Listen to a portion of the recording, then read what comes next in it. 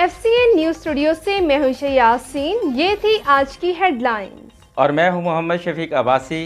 Bulletin में शामिल करेंगे इलाकाई खबरें। खबर है विहाड़ी से। विहाड़ी जिला भर के मुतादिद primary school upgrade. Government girls primary school मौजा मोहम्मद शाह मुसलसल हुकूमती अदम तवज्जो का शिकार, फिर नजरअंदाज। मज़ीद जानते हैं कि शमुन नज़ीर से।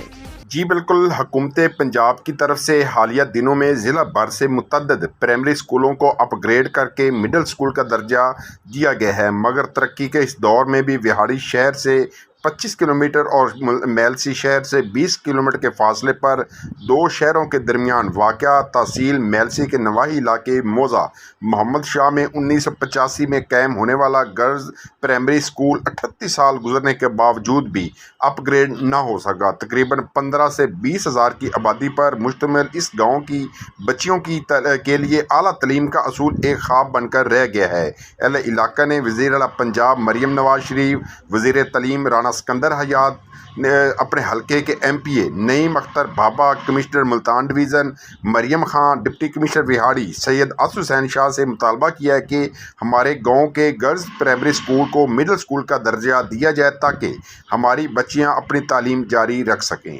जी।